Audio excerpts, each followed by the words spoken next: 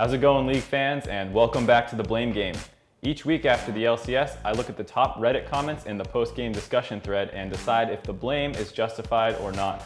To kick things off, I want to start with some totally unbiased analysis. We're talking Team Liquid versus Immortals, and specifically Lorlo, who caught a lot of flack for falling massively behind Huni in the early game. But the question is, was it his fault or not? Let's look at the draft first, and I'll avoid going into all my thoughts on the draft and just talk about the fact that first picking Poppy leaves it open to some counter picks.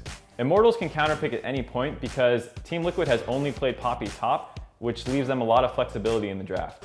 IMT counters with Quinn. In the Poppy-Quinn matchup, Poppy's going to get bullied really hard early, and you're really just looking to farm and scale up for later in the game.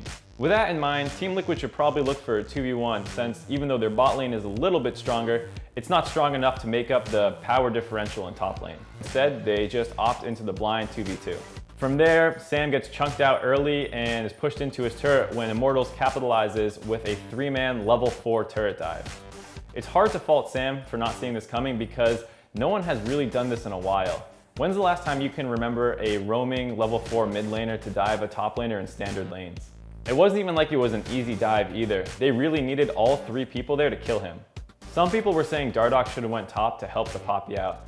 But if the Gragas is there as well, then they're just going to lose the 2v2. Poppy will be low health and pushed in, so they're going to have a hard time fighting on even footing. It's also fairly obvious that Gragas will be there because it's Immortals and they're looking to snowball their carry top laner. It seems like Team Liquid kind of left Lorlo out to dry in both the draft and decision to 2v1, and there's not much he can do about it. For these reasons, I think the blame missed the mark.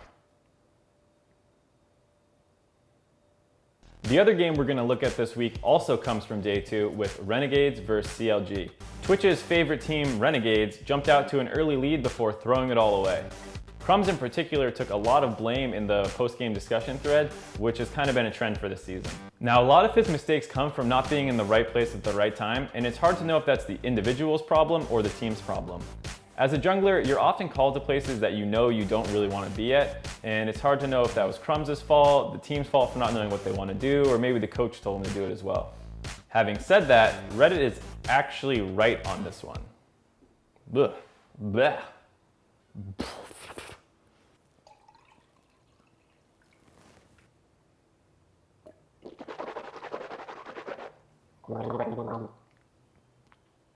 At 7 minutes into the game, Darshan messes up the tower push and doesn't bounce his wave back properly. This means it's possible for Renegades to get a freeze on the GP who really just wants to farm up early. Since his bot lane has already secured vision for themselves, it would be best for Crumbs to head topside and deny Pantheon from pushing that wave into the turret.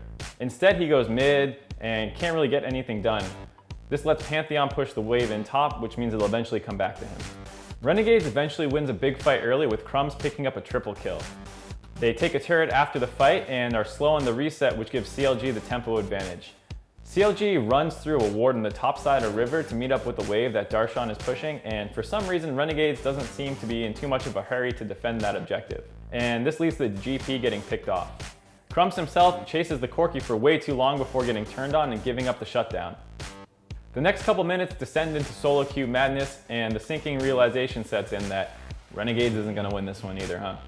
The rest of the game is played out pretty poorly from Crumbs and Renegades, but honestly all the biggest mistakes happened early game in throwing away that lead. Once again, it looks like Reddit was wrong. Oh, Reddit was right this time. Weird. That's it for this week's episode of The Blame Game. I'm still cringing from the miss the mark pun, so somebody please give me a better tagline. Tune in next week for another episode, some more crappy puns, and to see if my stomach lining dissolved from the bleach. Please subscribe to the Team Liquid YouTube channel. Every new sub takes 1 day off my indentured servitude to Team Liquid. And I want to get the hell out of here ASAP. Help.